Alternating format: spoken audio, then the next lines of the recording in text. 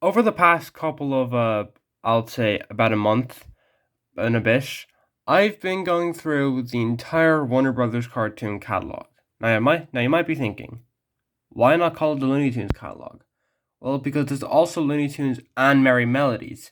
But when I tell someone Looney Tunes and Merry Melodies, they'll ask, "What the hell is a Merry Melody? Are you okay? Do we need to call 911?" So you probably obviously don't know why I don't say Looney Tunes Merry Melodies. I just say Warner Brothers cartoons because they're under the same company. But anyway, enough about that. So the Warner Brothers cartoon started in 1930 with a character called Bosco, created by two guys called Hugh Harman and Rudolph Ising.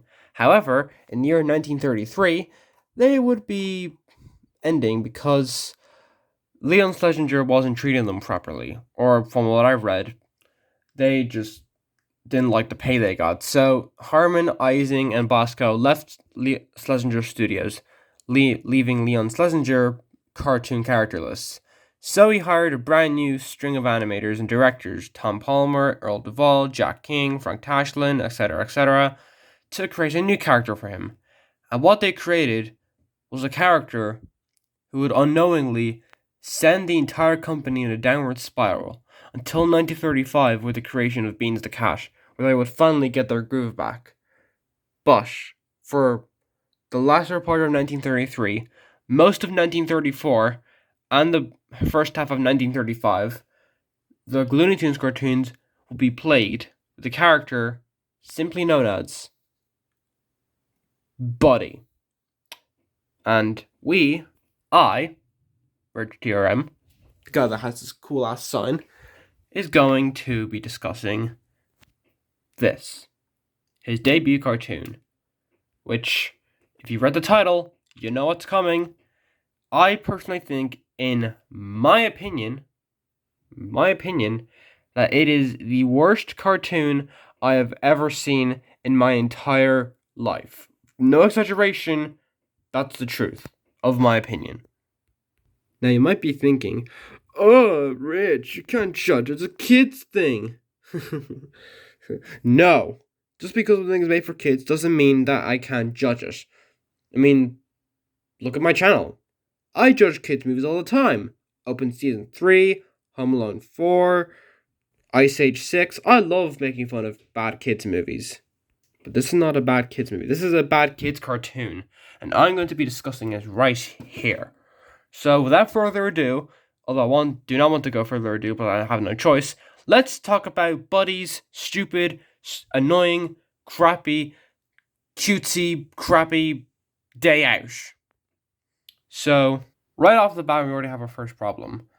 Is that Cookie, who is the girlfriend of our main character here, Buddy, this random white civilian who has no distinguishing cartoon features, he's just a guy, because that's the most creative thing they could come up with, is just a, a, a random white male in the 1930s, because that's all they could do. But Buddy has a girlfriend named Cookie, who has a baby brother named Elmer. Huh. I have seen this cartoon. I do not want to watch it. I've seen it 3 times, which is which is 3 times too many, and I think Elmer looks very young to be the brother of Cookie. I can understand different brother, sister, or sibling relationships where the age gaps are very big, like Lilo and Nani, or the people in the FNAF movie. I can excuse this, but this is just way too far. What, did Cookie's mother squeeze him out when she was 60? Or, on the other hand, Buddy could be dating. Well, Boy here is washing his car, and silly Willy Billy things happen because this is a cartoon, and the definition, and back then, your cartoons had to be jumping around and doing all this wacky stuff because, hey, it's cartoon. This is for kids. We don't have to put any we don't have to put any thoughts into this. Give the Bosco cartoons some credit. Some of them were very cutesy, but some of them had a bit of a mean-spirited edge. This is just boring. Oh, and they made the baby brother a bit of a craphead because that's comedy. Because, ha! So eventually they arrive at the park and they do stuff.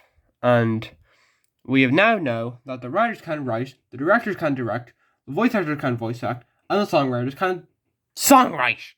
Oh, and I can't show anything because look who made this cartoon. They're really strict. But get a load of this. So Cookie's sitting in those semicircle looking beds or benches, whatever you call them, and Buddy goes up to her and says these words, which I do not want to say.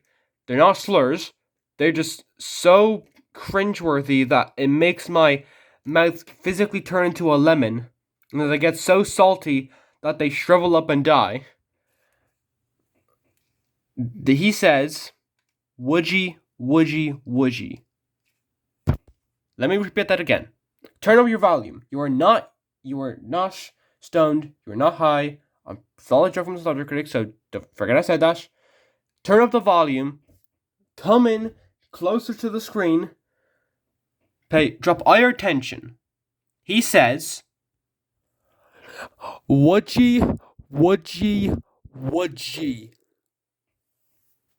You probably think that sounds very stupid. Well, the writers of this cartoon, whoever they are, God bless, they're not credited, otherwise I would have gone to their house and killed them.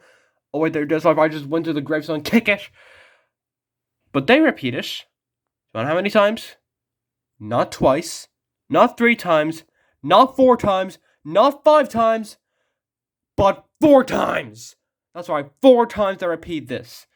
And they are so convinced that it's funny that when they do the same thing for bees, they say, "Buzzy, buzzy, buzzy." Buzzy. Because bees. We were doing bee puns long before the Bee Movie came out. We got comedy. We know comedy. This is not comedy. This is a kabashi. If you looked at my community tab, you know what kabashi means. Bad comedy. This is bad comedy. This is a horrible cartoon. So now we definitely know that the writers can write, the directors can direct, the voice actors can voice act, the songwriters can songwrite, and the animators can animate. Because for some reason the cartoons suddenly speed up and slow down, and speed up and slow down, and speed up and slow down all the time. And you're probably thinking, oh, you can't make fun of the animators because they worked really hard on this. If you make fun of the animators, you're misogynistic, homophobic pig. Well, guess what? I can't make fun of the animators.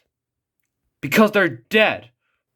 So anyway, silly, goofy things happen again once the dog, Happy, eats some of the cake from the picnic basket, and then gets it on Elmer, and then Elmer is scolded by Cookie, and he sadly climbs into the car, and then turns happy again, and then he starts the car, and then they go out of control, and then Buddy and Cookie chase them. Elmer being a little craphead is funny. Ha! Oh, and it just gets better. This chase scene goes on for 2 straight minutes. I'm sure I'm not going back to watch it again, but I'm sure they do that for 2 minutes because, Christ, why else would they not do it? I mean, it's just like we're not making a normal film. We're just making a film that's just the pure manifestation of pain and suffering and misery and everything wrong with animation and cartoons and how not to make a cartoon, but just having it be life. Dumb slapstick things happening for 7 minutes because we gotta keep the kids entertained somehow with this mindless, stupid, idiotic crap. Christ, this is like getting a urinating swab. It's slow, painful, and doesn't end fast enough. So finally, they get to the end, and then the chasing goes on, and then they get back, and then the Elmer squirts some. I'm not gonna say that. He attacks Buddy because funny, hilarious, amazing, 10 out of 10, brilliant cartoon. Hold on, brilliant cartoon, guys. You know what cartoons are. Actually, no, you don't. You kind of misunderstand the complete point of how to make a cartoon. See, even this cartoon is messing up my words. But oh well, we better do it again for the next 2 something years, because this is comedy, man. This is comedy. This is just wow. Holy god, frick, crap, wow. Even the computer hates it. It wants to turn itself off as soon as possible. But no, computer. We have to wait until a little longer to watch this complete trice of a cartoon. The fact that Chuck Jones was animating on this. Okay, granted, we shouldn't judge him because they animate something. I mean, Chuck Jones wouldn't start making great stuff until 1939. Actually, he didn't start directing until 1938, but a lot of his early cartoons are very slow. I will know this because I'm on cartoon number 233, which is Gold Rush Days, released in 1939, which is directed by two guys who don't really care about. This cartoon sucks. It's everything wrong with animation. It's boring, it's slow, it's dull, it's unfunny. Good God, is it not funny? If your cartoon needs to be one thing more than anything else, it's funny. It needs to entertain the audience. It needs to have a unique idea, and it needs to be developed properly. And if you don't have that, then why make a cartoon at all? Why do anything? If you can't get the basics of comedy down, then why do anything at all? I broke my finger, now it hurts, because of this cartoon. 0.5 out of 10, worst cartoon I've ever seen. Now, I'm sure you're probably thinking, why is this the worst? Well, there are two other cartoons I hate just as much, which are Buddy of the Apes and where is it? Buddy in Africa. Now, these cartoons are but also 0.5s because they are horribly racist, horribly unfunny, really annoying, and dull at the same time. How do you do ear-gratingly annoying and snoringly dull at the same time? Buddy of the Apes?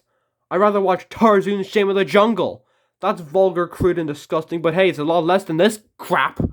But there's one reason why I would consider this cartoon, as horrible as it is, worse than the other two. Because those cartoons, as disgusting, abysmal, horrible as they are, at least they're memorable.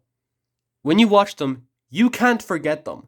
You will not get those horrific images of racist caricatures of African Americans, or just Africans in general, out of your mind. They will stick there.